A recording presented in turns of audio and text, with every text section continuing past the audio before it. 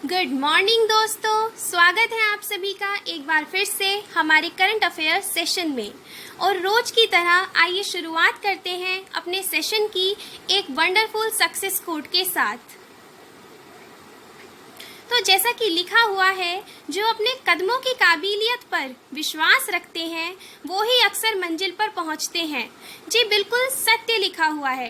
यदि आपको अपने ऊपर विश्वास है, यदि आप कॉन्फिडेंट हैं कि जिस भी गोल को अचीव करने के लिए आप दिन रात लगे हुए हैं वो एक दिन आप ज़रूर अचीव करेंगे, तो आपको मंजिल तक पहुंचने से कोई भी नहीं रोक सकता। तो चलिए शुरुआत करते हैं आज के करंट अफेयर्स की। The number one current affairs is that tax inspectors without borders. Let's see what is in the news. India, under the Tax Inspectors Without Borders (TIWB), will help its neighboring country Bhutan in strengthening the tax administration by sharing the technical skills, know-how and best audit practices with its tax auditors. यानी कि हमारी country India tax inspectors without borders TIWP के according अपनी neighbouring country यानी कि अपने पड़ोसी देश भूटान को मदद करेगी। कैसी मदद करेगी? भूटान के टैक्स एडमिनिस्ट्रेशन को और भी बढ़िया बनाने के लिए उनके टैक्स ऑडिटर्स के साथ ही क्या करेगी? कोऑर्डिनेशन करेगी, उनकी हेल्प करेगी, उनको बताएगी कि किस तरीके से टेक्निकल तरीके से, किस तरीके से बढ़िया स्किल्स का यूज़ करके जो है बेस्ट ऑडिट प्रैक्टिसेस को क्या किया जा सकता है? प्रैक्टिस किया जा सकता है।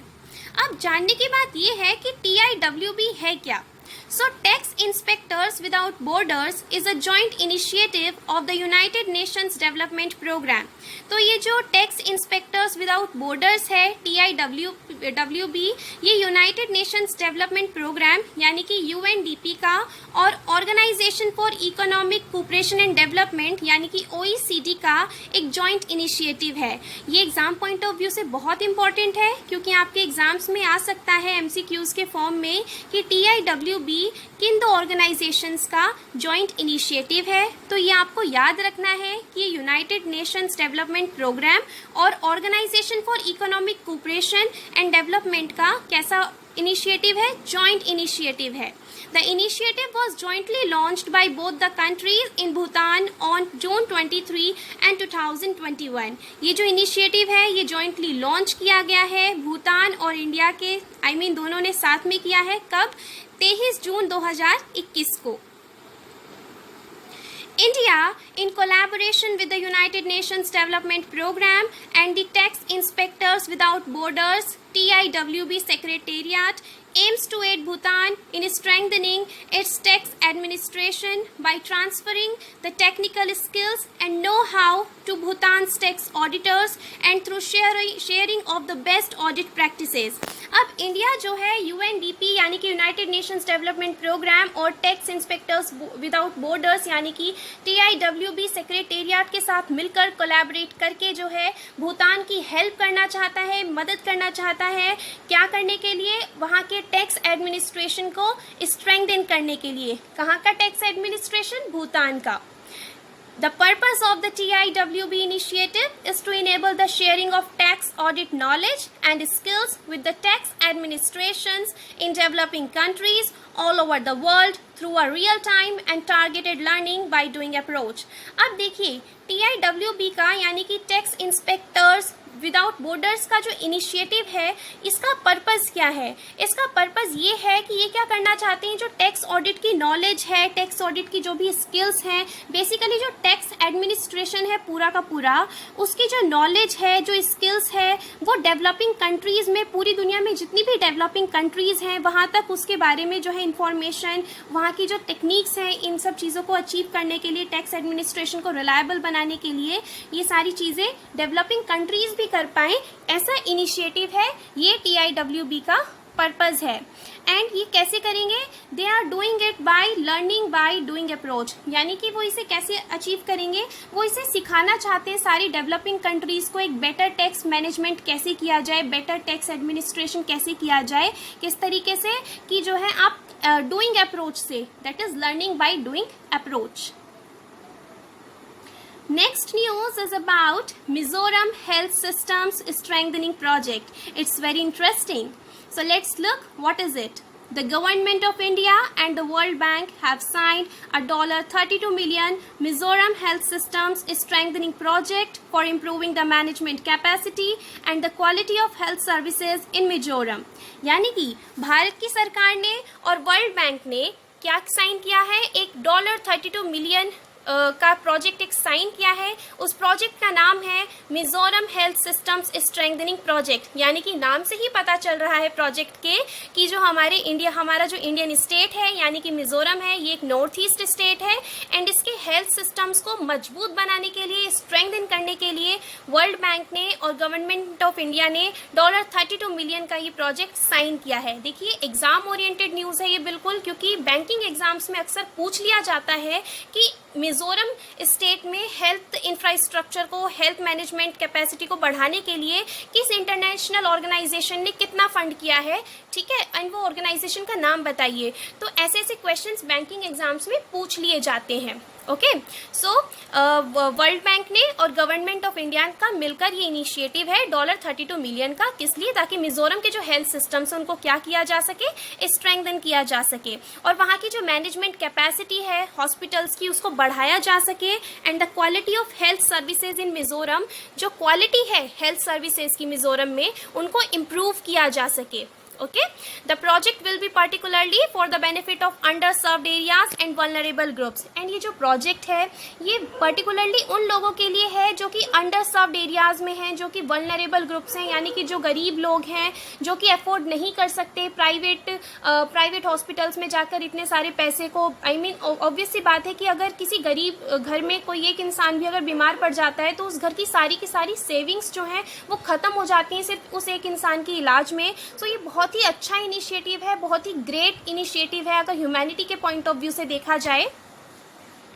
The Mizoram Health Systems Strengthening Project will benefit the people across all 8 districts of Mizoram. अब ये जो Mizoram health systems strengthening project है ये मिजोरम के सारे 8 डिस्ट्रिक्ट्स में जो लोग हैं उन सभी को बेनिफिट करेगा, उन सभी को फायदा करेगा. The project will also be beneficial for the health sector staff, particularly at the secondary and primary levels, by strengthening their management and planning capacity along with building their clinical skills and competencies. अब ये project जो है उन health sector के जो staff है यानी कि नर्सेज हो गई, डॉक्टर्स हो गई, उनके लिए भी ये बहुत ज़्यादा बेनिफिशियल है और पर्टिकुलरली उन स्टाफ मेंबर्स के लिए जो कि प्राइमरी और सेकेंडरी लेवल्स पर हैं, फ्रंट लाइन वर्कर्स हो गए, ताकि उनकी जो मैनेजमेंट और जो उनकी प्लानिंग कैपेसिटी स्किल्स हैं वो स्ट्रेंथन की जा सके. साथ ही में जो है उनकी क्लिनिकल स्किल्स को और कॉम्पिटेंसीज को क्या किया जा सके, स्ट्रेंथन किया जा सके, बिल्डअप किया जा सके. की फोकस क्या है प्रोजेक्ट का कि that it will also strengthen the effectiveness of the state health insurance programme. जो की फोकस है इस प्रोजेक्ट का वो यही है कि जो स्टेट का हेल्थ इंश्योरेंस प्रोग्राम है उसकी इफेक्टिवनेस को भी ये क्या करेगा, मजबूत बनाएगा, स्ट्रेंथन करेगा. And it building synergies with प्रधानमंत्री जन आरोग्य योजना. और ये जो हमारी योजना है, सेंट्रल लेवल स्कीम है प्रधानमंत्री जन आरोग्य योजना, इसके साथ भी ये बिल्डअप करेगा. कोलैबोरेशन की तरह एक काम होगा, बिल्कुल बढ़िया तरीके से एक बढ़िया हेल्थ इंफ्रास्ट्रक्चर बनाया जाएगा.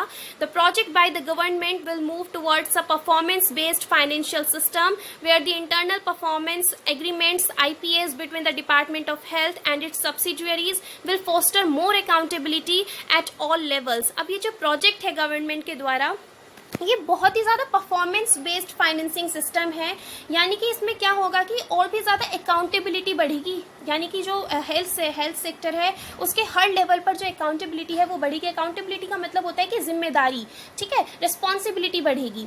And it will further improve the management system. और ऑब्वियस सी बात है कि मैनेजमेंट सिस्टम भी इम्प्रूव होगा. Last point is saying that the investment will be made in improving the overall ecosystem for biomedical waste management, both liquid and solid waste. And ये points तो environment point of view से बहुत ही ज़्यादा important है कि अगर ऐसी investment की जाती है कि ताकि ये जो biomedical waste management है, biomedical waste क्या होता है कि जो हमारे hospitals वगैरह से जो waste आता है, जैसे कि जो injections वगैरह यूज़ हो जाते हैं, जैसे आजकल वैक्सीनेशन ड्राइव चल रही है तो इसमें इतने सारे इंजेक्शंस हर बंदे को अलग अलग इंजेक्शन लगता है, तो वो सारा जो बाद में बचता है वो सारा बायोमेडिकल वेस्ट ही हो गया, ठीक है। सो उसकी बेटर मैनेजमेंट के लिए इसमें इन्वेस्ट किया जाएगा।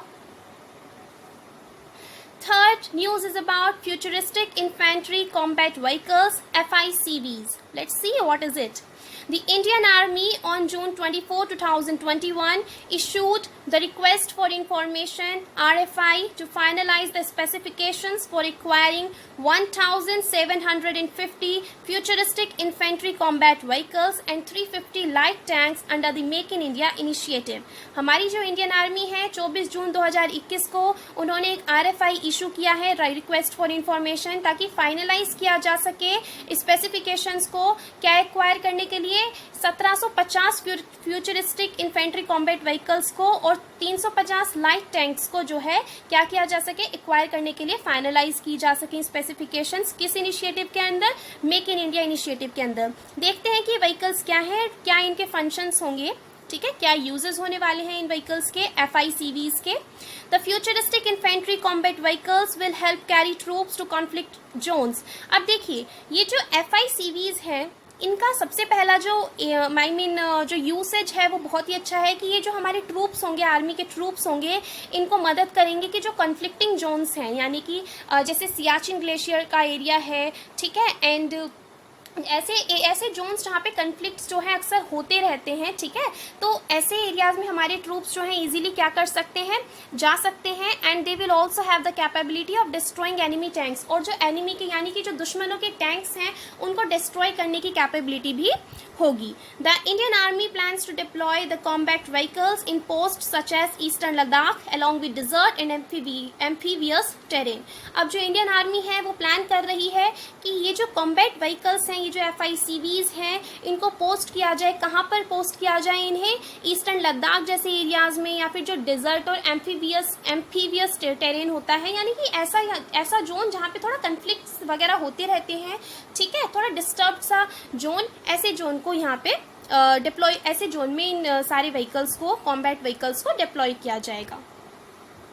The Indian Army's FICV project is a strategic and critical program that would define the Army's mobility, deployability and lethality in the future. ये जो इंडियन आर्मी का FICV प्रोजेक्ट है ये एक स्ट्रेटेजिक और क्रिटिकल प्रोग्राम है, बहुत ही बढ़िया प्रोग्राम है जो कि हमारी आर्मी की मोबिलिटी, डिप्लॉयबिलिटी और लिथैलिटी फ्यूचर में डिसाइड करेगा, डिफाइन करेगा, not decide, it will define. The futuristic infantry combat vehicles will replace the Indian आर्मीज 1980s vintage Russian origin BMP-2। अब ये जो रशिया से मंगवाए गए BMP-2 व्हीकल्स थे 1980s के, इनको रिप्लेस करेगा कौन? ये FICVs, जो कि अब हमारी आर्मी क्या करने वाली है, डिप्लॉय करने वाली है। And the main operation task will include carrying armoured personal, destroy enemy tanks, combat vehicles, low flying helicopters and other ground based weapon platforms. And इनका मेन ऑपरेशन टास्क क्या है? ये जो FICVs हैं, फ्यूचरिस्टिक इन्फेंट्री कॉम्बैट व्हीकल्स हैं, इनका main operation task क्या है कि इसमें क्या होगा कि हमारे जो आर्मी पर्सनल्स हैं इनको जो है कैरी कर सकते हैं, ठीक है, एंड डिस्ट्रॉय कर सकते हैं एनिमी टैंक्स को, एंड कॉम्बैट कर सकते हैं व्हीकल्स को। जो लो फ्लाइंग हेलीकॉप्टर्स हैं उनको कॉम्बैट किया जा सकता है। अगर दुश्मन का कोई लो फ्लाइंग हेलीकॉप्टर हमारी भूमि पर आता है तो उसे बिल्कुल क्या कर देंगे, ये कॉम्बैट कर देगा, डिस्ट्रॉय कर देगा। And other ground-based weapon platforms. They will also offer mobility to its crew and troops as well as provide fire support to dismounted troops. The FICV development will provide a major boost to India's pursuance of self-reliance in the defense sector. And देखिए आप अपने mains के exam में लिख कर आ सकते हैं कि ये जो FICV डेवलपमेंट है ये बहुत ही बिग बूस्ट देगा हम किसमें, हमारे डिफेंस सेक्टर में। हम सेल्फ रिलायंट बनेंगे, आत्मनिर्भर बनेंगे, ऑब्वियस सी बात है। और आत्मनिर्भर बनना तो हमारे प्रधानमंत्री जी का भी सपना है और हम सभी चाहते हैं कि हम सभी क्या बने, हम सभी आत्मनिर्भर बने, हमें कभी किसी पर डिपेंड ना होना पड़े।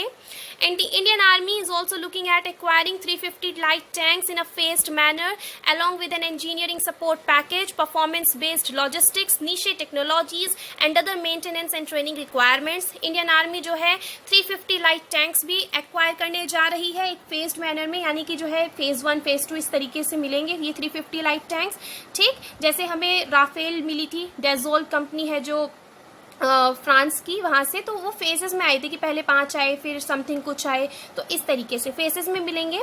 एंड इसके साथ में ही इंजीनियरिंग सपोर्ट पैकेज मिलेगा, performance based logistics, niche technologies और भी बहुत सी मेंटेनेंस और ट्रेनिंग रिक्वायरमेंट्स में जो भी रिक्वायरमेंट्स होती हैं वो सब हमारी इंडियन आर्मी को एक्वायर हो जाएगा। The light tanks will also be procured under the make in India initiative. Very nice line has been written here that ये जो लाइट टैंक्स हैं इन्हें मेक इन इंडिया इनिशिएटिव के अंदर भी प्रोक्योर किया जाएगा, ले लिया जाएगा। And the light tanks will have a weapon system and protection of adequate capacity. इनके अंदर ये जो लाइट टैंक्स हैं इनमें एक वेपन सिस्टम होगा एंड प्रोटेक्शन होगा बिल्कुल एडिक्वेट क्षमता के अनुसार। Next news is a very wonderful news that vaccines for children under the age of 2 to 18. So let's see what is in the news and actually these things that are written that GS2, GS3 आपने notice किया होगा। ये जो हमारी UPSC के mains के examination होते हैं उसमें एक्चुअली जो एग्जाम्स होते हैं जनरल स्टडीज़ के वो डिवाइडेड होते हैं GS paper 1, GS paper 2, GS paper 3 and GS paper 4। ठीक है, तो GS2 जो है पॉलिटी, इंडियन पॉलिटी और इंटरनेशनल रिलेशंस के लिए होता है, पॉलिटिकल रिलेशंस हैं, political science and international relations. And आपने कहीं पर GS3 पिछले वाले टॉपिक में भी देखा होगा, GS3 जिसमें कि साइंस एंड टेक्नोलॉजी, इकोनॉमिक्स और डिजास्टर मैनेजमेंट। तो वही है कि ये टॉपिक किस पर्टिकुलर जनरल स्टडीज़ के टॉपिक से रिलेट कर रहे हैं, इसीलिए मैंने ये लिख दिया था ताकि आपकी और भी ज़्यादा हेल्प की जा सके। ठीक है, so let's move on to the news. So the news is that AIIMS Delhi director doctor Randeep Guleria on June 23, 2021 said COVID-19 protocols, lockdowns when required and vaccinations for all including children will help avoid the third wave of COVID-19, curb the spread of the new Delta plus variant। अब देखिए जो corona का नया new delta plus variant आया था जिसकी वजह से हमें सेकेंड वेव में भी देखिए कितना ज़्यादा पेनफुल वक्त था वो जो अभी बीता है मई में रिसेंटली। तो डॉक्टर रणदीप गुलेरिया जो कि एम्स दिल्ली के डायरेक्टर हैं, इन्होंने 23 जून 2021 को कहा कि कोविड-19 के प्रोटोकॉल्स अगर निभाए जाएं और जब जब लॉकडाउन्स की ज़रूरत है कि अगर मान लीजिए केसेस एकदम से स्पाइक कर रहे हैं तो आप लॉकडाउन्स लगा सकते हैं, शॉर्ट टर्म लॉकडाउन्स, तो वो काफ़ी बेनिफिशियल होंगे। एंड जो वैक्सीनेशंस हैं, वैक्सीनेशंस में सिर्फ एडल्ट और सिर्फ ओल्ड पीपल ही नहीं बल्कि अगर चिल्ड्रंस को भी इंक्लूड किया जाए तो इससे क्या हो सकता है कि जो कोरोना की कोविड-19 की जिस थर्ड वेव के बारे में सभी लोग क्या कर रहे हैं, डिस्कशंस कर रहे हैं आजकल, जो कि एक हॉट टॉपिक बन चुका है आज के टाइम में। तो न्यूज़पेपर्स वगैरह में भी आप मोस्टली देखते होंगे कि हर रोज़ ही कोई ना कोई थर्ड वेव को लेकर भी एक क्या कहते हैं आर्टिकल आ ही जाता है कि भाई थर्ड वेव में ऐसा हो सकता है, वैसा हो सकता है। सो इसमें क्या किया जा सकता है, उसे अवॉइड किया जा सकता है अगर हम अभी प्रॉपर प्रोटोकॉल्स लें और बिल्कुल भी जो कहते हैं ना बिल्कुल अच्छे से जिम्मेदारी लें, अपनी जिम्मेदारी खुद से लें कि भाई मैं जब बाहर जाऊंगा या जाऊंगी तो मैं मास्क लगा कर जाऊंगी एंड मैं प्रॉपर सैनिटाइजिंग करूंगी अपने हैंड्स की एंड मैं अच्छे से एक सोशल डिस्टेंसिंग बनाकर रखूंगी। तो खुद की जिम्मेदारी खुद से लें, तभी जो है सब कुछ बदल पाएगा, तभी हम इस कोविड जैसी महामारी से बाहर निकल पाएंगे। So let's come back to the news now. He said that Bharat Biotech and other companies are conducting trials at a phase space to develop कोविड-19 vaccines for children between 2 to 18 years. और रणदीप गुलेरिया जी जो कि एम्स दिल्ली डायरेक्टर हैं, इनका ये भी कहना है कि जो भारत बायोटेक है, भारत बायोटेक वही है जो कि कोरोना की वैक्सीन्स बना रही है, ठीक है, और बाकी की जो भी कंपनीज हैं जो वैक्सीन्स बना रही हैं वो ट्रायल्स कंडक्ट कर रही हैं ताकि जो है कोविड-19 वैक्सीन्स बनाई जा सकें 2 से 18 साल के बीच के बच्चों के लिए। डेटा फ्रॉम द फेज 2 और phase 3 trials of Bharat Biotech's Covaxin vaccine on children is expected by September to October 2021, यानी कि इस साल अक्टूबर या सितंबर तक जो है डेटा भी आ जाएगा भारत बायोटेक जो कोवैक्सीन का क्या कर रही है फेज 2 और फेज 3 का जो ट्रायल्स कर रही है कि ताकि वो बच्चों के लिए भी बना सके।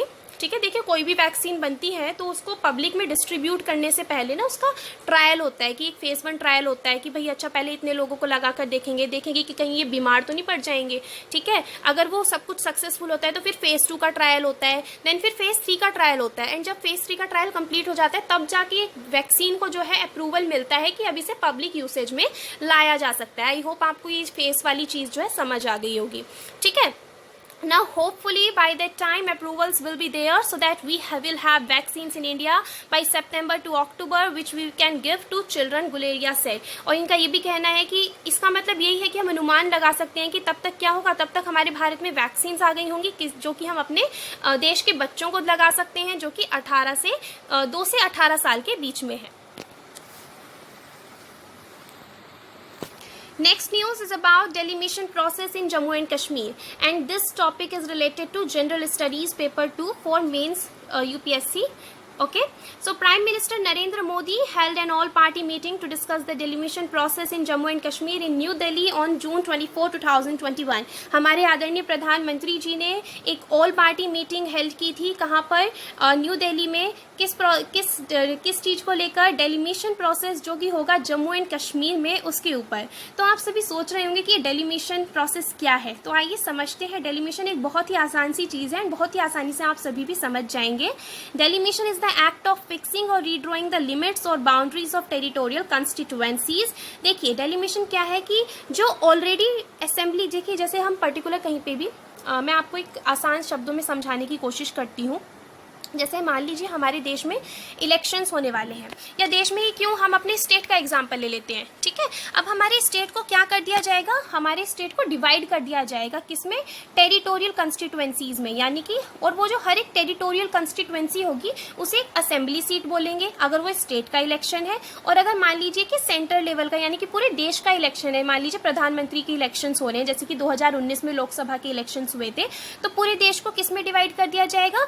क्या कहते हैं? लोकसभा सीट्स में, ठीक है। टेरिटोरियल कंस्टिट्यूएंसीज बोलते हैं इनको, ठीक है, जिसमें कि हर एक टेरिटोरियल कंस्टिट्यूएंसी से एक आदमी आगे आएगा और वो उस पर्टिकुलर टेरिटोरियल कंस्टिट्यूएंसी के लिए क्या करेगा? इलेक्शन में खड़ा होगा, ठीक है। तो इसी के लिए जो है ना डेलिमिशन किया जाता है, डेलिमिटेशन किया जाता है। डेलिमिटेशन क्या होता है कि बाउंड्रीज को जो है ड्रॉ करना, कि अच्छा इतनी पर्टिकुलर एरिया की बाउंड्री जो है ये एक टेरिटोरियल कंस्टिट्यूएंसी को रिप्रेजेंट करेगी, ठीक है। तो मतलब इसका मतलब ये है कि अब ये डेलिमिटेशन होता कैसे है? उस एरिया की पॉपुलेशन और उस एरिया का जो जो उसका टोटल एरिया है उस टेरिटोरियल कंस्टिट्यूएंसी का, उसका रेशियो लिया जाता है। और सभी जितनी भी टेरिटोरियल कंस्टिट्यूएंसीज होती हैं उन सभी का जो रेशियो है वो बराबर होना चाहिए, तभी जो है मतलब इक्वेलिटी से इलेक्शंस होंगे, है ना। सोचने वाली बात है कि अगर एरिया और उसका पॉपुलेशन का जो रेशियो है वो क्या होना चाहिए है?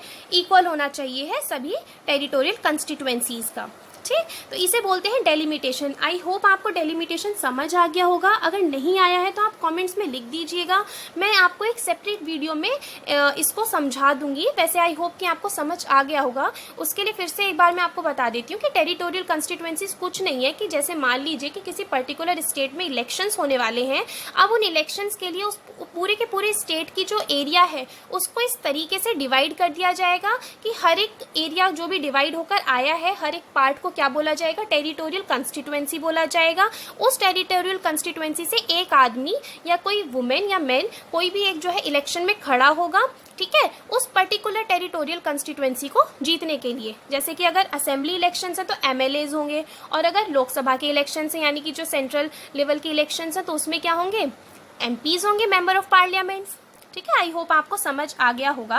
अब इस प्रोसेस में क्या होता है? The process involves dividing the countries total area into smaller units. बिल्कुल वही बात लिखी हुई है जो मैंने अभी अभी आपको समझाई, कि इसमें हम कंट्री के पूरे देश का जो टोटल एरिया है उसको छोटी छोटी यूनिट्स में क्या कर देते हैं?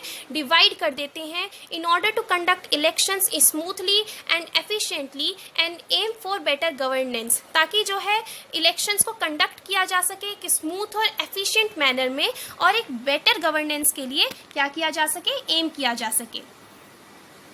The delimitation exercise is carried out by an independent high-powered panel known as the Delimitation Commission, whose orders have the force of law and cannot be questioned by any court. अब ये जो delimitation का ये जो काम है ना कि भाई पूरी कंट्री को इतनी छोटी छोटी यूनिट्स में बांटना और बिल्कुल बराबर तरीके से इक्वल तरीके से, ये एक इंडिपेंडेंट हाई पावर्ड पैनल होता है जिसे हम बोलते हैं डेलिमिटेशन कमीशन। आपको ये याद रखना पड़ेगा, जिसके जो ऑर्डर्स होते हैं they have the force of law. और आप अगर वो कुछ भी मतलब किसी भी तरीके से अगर वो डेलिमिटेशन कर रही है किसी भी कॉन्स्टिट्यूएंसी का, किसी भी स्टेट का, तो आप उसे किसी भी कोर्ट में जाके क्वेश्चन नहीं कर सकते कि आप किसी कोर्ट में जाके जो है केस कर दें कि भाई देखिए इन्होंने गलत तरीके से ये पर्टिकुलर डेलिमिटेशन किया है, गलत तरीके से ये कॉन्स्टिट्यूएंसी अलॉट कर दी गई है, तो इसे आप क्वेश्चन नहीं कर सकते, ठीक है। इनका decision is the binding decision. The delimitation exercise is carried out to represent challenges in population over time। अब देखिए delimitation exercise की ज़रूरत क्यों पड़ी, हम सभी जानते हैं कि हमारी जो population है वो घटती बढ़ती रहती है, ठीक है। अब अगर मान लीजिए किसी एरिया की जो population है वो बढ़ गई है, तो दोबारा से जो है सब कुछ मान लीजिए हमारी कंट्री है, ठीक है, हमारी कंट्री में पॉपुलेशन ऑब्वियसली बात है पिछले 10 सालों में बढ़ी होगी, ठीक है। अगर पिछले 10 सालों में पॉपुलेशन बढ़ी है तो इसका मतलब क्या है कि हमें दोबारा से जो पहले का रेशियो था अब वो बदल गया होगा ना, जो पहले रेशियो था पॉपुलेशन और उस एरिया के बीच में, ठीक है, तो वो तो अब बदल चुका होगा, तो दोबारा से हमें इसे रीड्रॉ करने की ज़रूरत पड़ती है समय के साथ साथ, जैसे जैसे पॉपुलेशन बढ़ती है, तो डेलिमिटेशन एक्सरसाइज हमें समय के साथ साथ रिपीट करनी पड़ती है। The main objective is to redraw boundaries based on the data of the last census in a way so that the population of all seats as far as possible remains the same throughout the state। Main objective यही होता है कि जो boundaries हैं उन्हें redraw किया जाता है, ठीक है, किस बेसिस पर, जो लास्ट सेंसस हुआ था, जैसे अभी हमारा लास्ट सेंसस जो है 2011 में हुआ था, ठीक है, अभी 2020 वाला जो है वो नहीं हुआ था क्योंकि कोरोना आ गया था, ठीक है। सो उसी के बेसिस पर जो है डेलिमिटेशन एक्सरसाइज की जाती है कि ताकि जो है हर एक स्टेट में जो पॉपुलेशन है सीट्स की वो सेम रहे।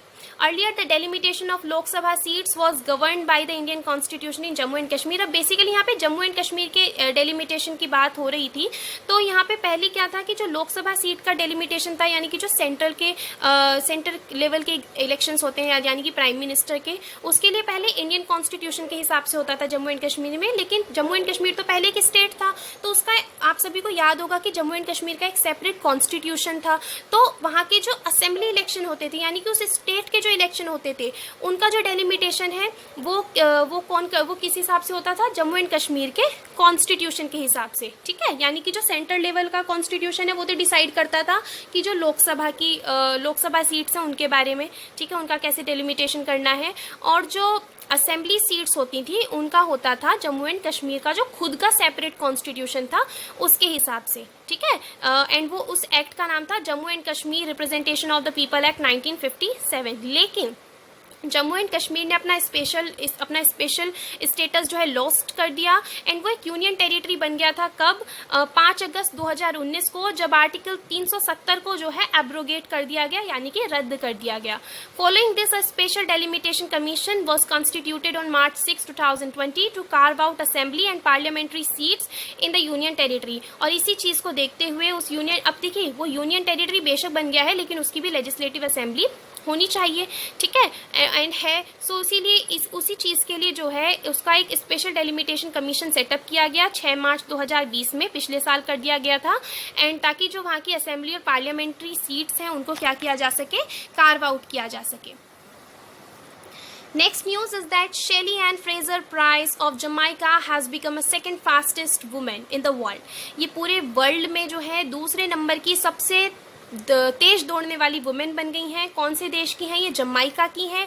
क्या नाम है इनका? शेली एंड फ्रेजर प्राइस। ये जो न्यूज़ है ये एसएससी एग्जाम्स के पॉइंट ऑफ व्यू से बहुत इंपॉर्टेंट है क्योंकि ऐसे वन लाइनर पॉइंट्स जो है वहाँ पे पूछ लिए जाते हैं एमसीक्यूज़ के फॉर्म में। So Shelly Ann Fraser Pryce, Jamaican sprinter, has become the second fastest women in history after she ran 100 meters in just 10.63 seconds at Destiny Olympic meet in Kingston. अब ये जो है दूसरे नंबर की इतिहास में ऐसी वुमेन बन गई हैं शेली एंड फ्रेजर प्राइस जो कि जमाइका की हैं, जिन्होंने कि क्या किया है 100 मीटर की जो रेस है उसको मात्र 10.63 सेकेंड्स में जो है कंप्लीट किया है। कहाँ पर हुई थी ये रेस? ये हुई थी destiny Olympic meet in Kingston में हुई थी।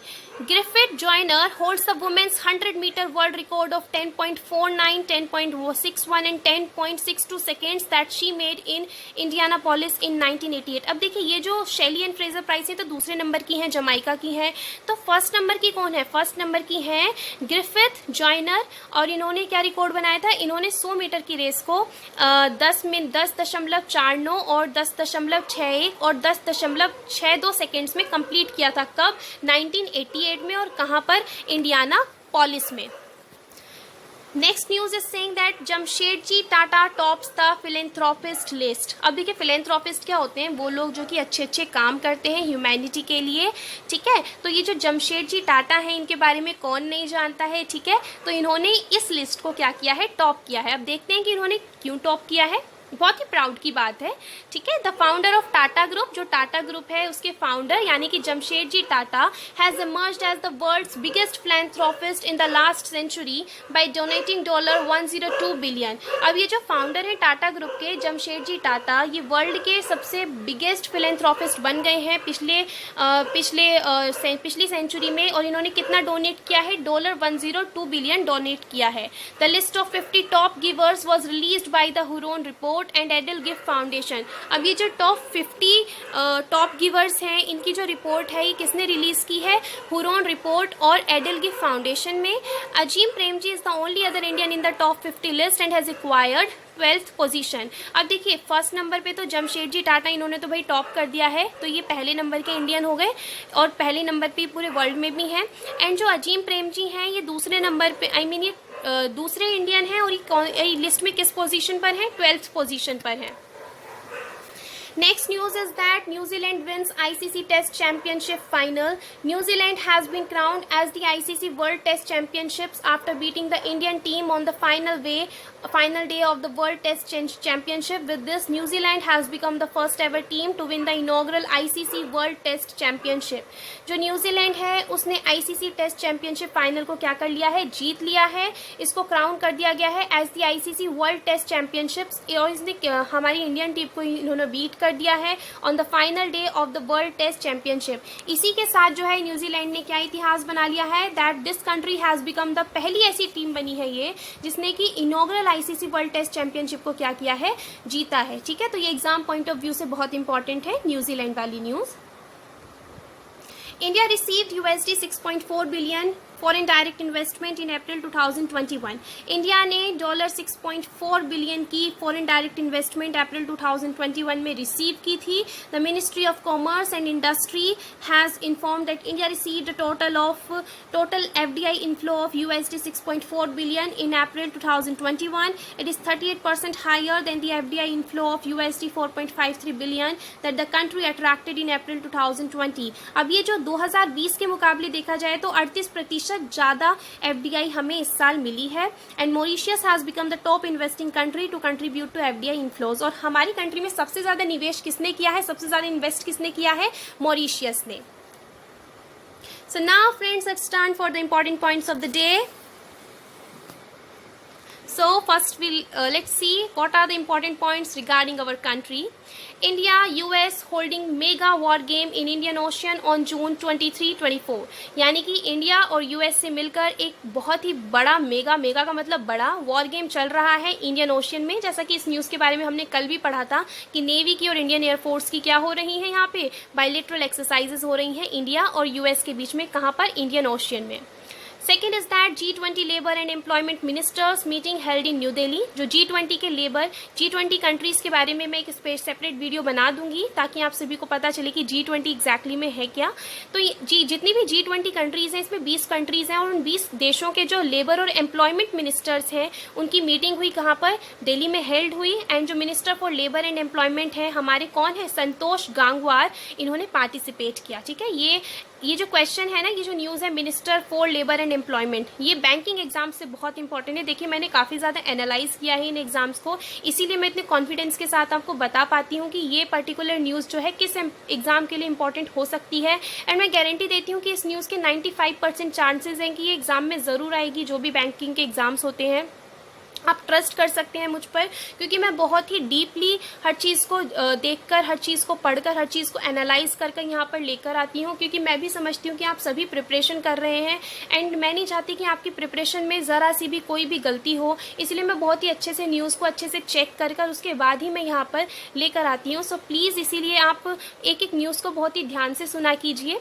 And so coming back on the news that G20 labor and employment ministers meeting held in New Delhi and Minister for Labor and Employment कौन है, संतोष गांगवार। आप ये लिख लीजिए किसी डायरी में, इन्होंने पार्टिसिपेट किया।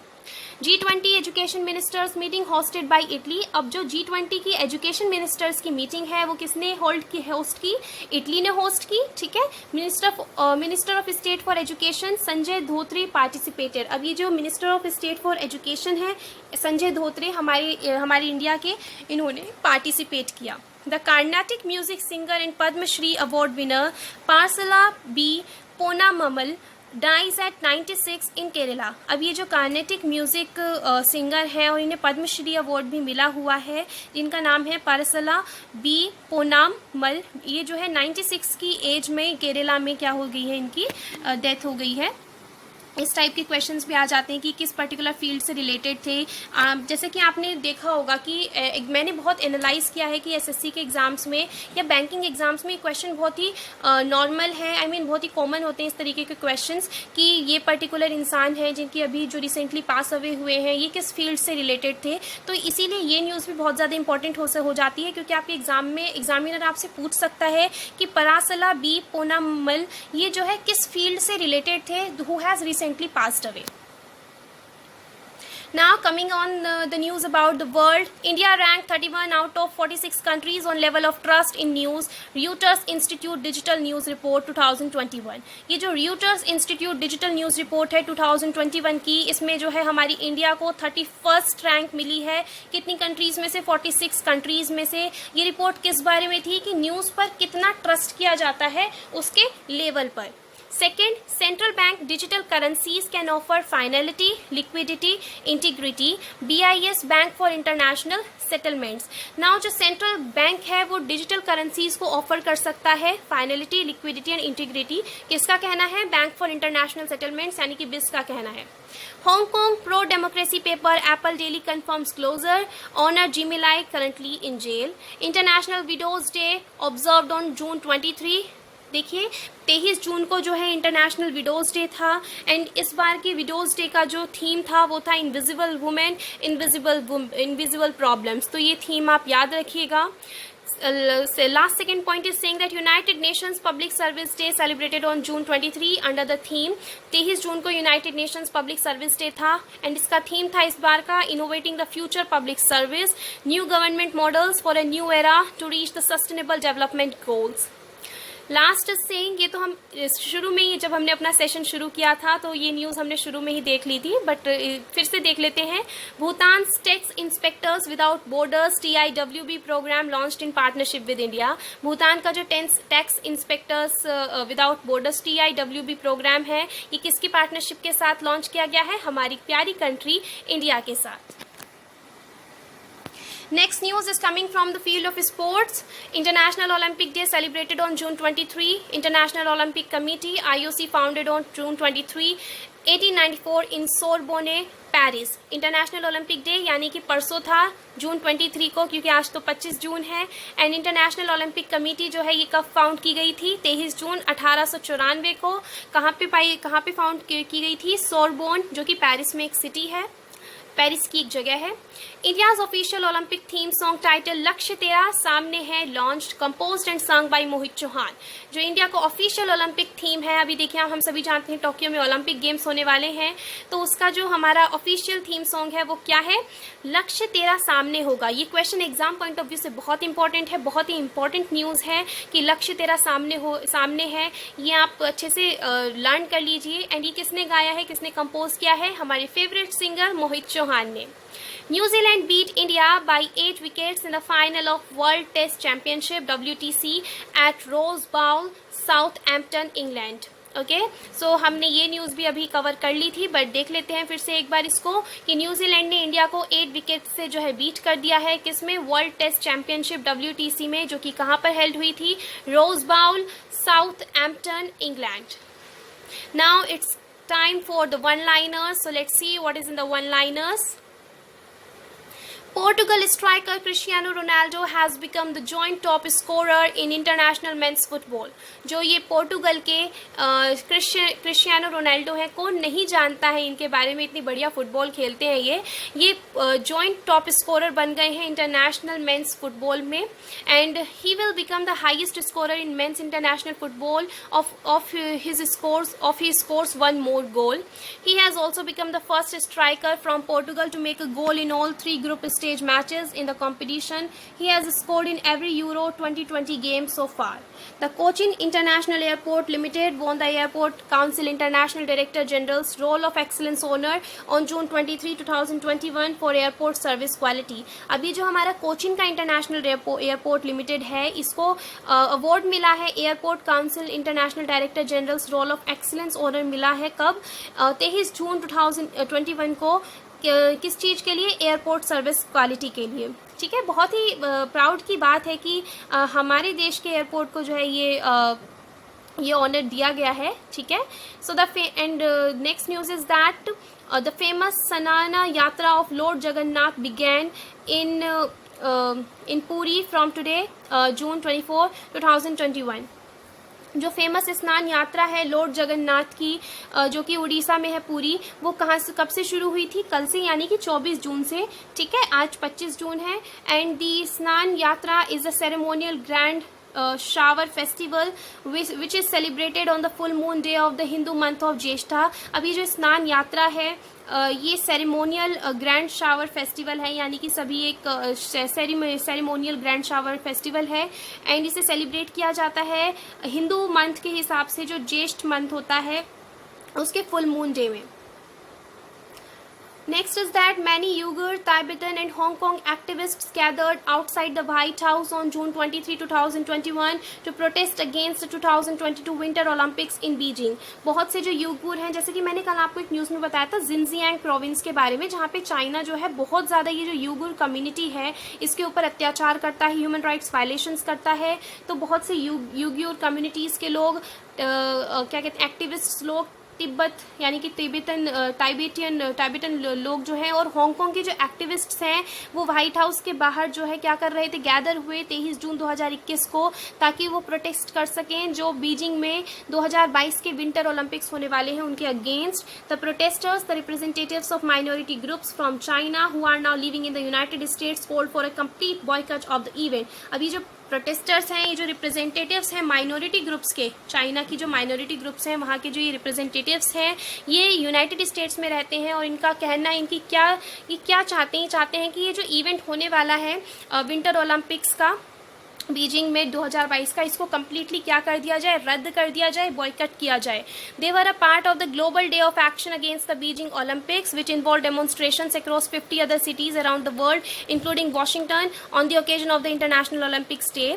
ठीक है, ये जो है हिस्सा थे ये activists of the global day of action against the Beijing Olympics, यानी कि ये ग्लोबल डे था of action against the Beijing Olympics, जिसमें कि डेमोन्स्ट्रेशंस हुई across 50 cities around the world including Washington. किस दिन? इंटरनेशनल ओलंपिक्स डे के दिन, यानी कि 23 जून 2021 को, क्योंकि उसी दिन इंटरनेशनल ओलंपिक्स डे था.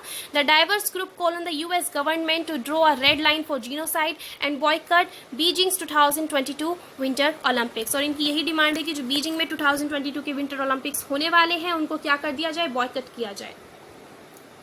So here friends we reach to the end of our session and अगर आपको मेरी ये वीडियोस पसंद आ रही हैं तो प्लीज़ मेरे चैनल को सब्सक्राइब करना ना भूलें. वीडियो पसंद आई हो तो उसे लाइक करें एंड प्लीज़ इसे ज़्यादा से ज़्यादा लोगों के साथ शेयर करें एंड प्लीज़ कमेंट्स में अपने व्यूज़ लिखकर ज़रूर शेयर करें. एंड लिटरली फ्रेंड्स आप मुझ पर ट्रस्ट कर सकते हैं. You can blindly trust my sessions because मैं हर इम्पॉर्टेंट न्यूज़ जो कि एग्ज़ाम पॉइंट ऑफ व्यू से बहुत ज़्यादा इम्पॉर्टेंट है एंड मैं समझती हूँ कि आप सभी तैयारी में लगे हुए हैं, तो आपको एक जो ट्रू न्यूज़ है और जो बिल्कुल एग्ज़ाम में 95% जिसके चांसेस हैं कि भाई ये एग्ज़ाम में आ ही सकती है और आपको ज़रूर मिलेगी वो एग्ज़ाम में, मैं सिर्फ ऐसी न्यूज़ ही कवर करती हूँ. एंड जो भी अच्छी और जो भी इंटरनेशनल नेशनल जैसी भी न्यूज़ मुझे मिलती रहती हैं, एग्ज़ाम पॉइंट ऑफ व्यू से एग्ज़ाम ओरिएंटेड न्यूज़ मिलती रहती है, मैं हमेशा उनको अपने करंट अफेयर में डेली अपडेट करती रहती हूँ, ताकि आपकी प्रिपरेशन में कुछ भी ना छूटे, यानी कि आपकी प्रिपरेशन में कोई भी ऐसी चीज़ ना छूट जाए कि आपको बाद में रिग्रेट हो कि अगर मैं वो चीज़ पढ़ लेता तो शायद आज मैं इस एग्ज़ाम में ये पर्टिकुलर क्वेश्चन अटैम्प्ट कर लेता। सो मैं बिल्कुल भी आपको उस रिग्रेट को फेस कराना नहीं चाहती, एंड इसीलिए फ्रेंड्स मैं इस शो को और भी ज़्यादा डेली इन्हेंस करती हूँ, इसमें और भी ज़्यादा एडिशनल इन्फॉर्मेशन ऐड करने की कोशिश करती हूँ, जितनी भी बेसिक चीज़ें इसमें आती हैं वो आपको समझाने की कोशिश करती हूँ, ताकि जो अगर नए बच्चे भी हैं उनको कोई प्रॉब्लम ना हो इन सेशंस को समझने में, एंड मैं डेली इसको इसी तरह इम्प्रूव करती रहूँगी। आप मुझ पर ट्रस्ट कर सकते हैं। So friends, do like it if you like my sessions, do share it with your friends who are preparing for various government exams, and do not forget to subscribe my channel and press the bell icon to never miss an update from my channel. So friends, that's for today, and thank you for listening me, and have a wonderful day ahead.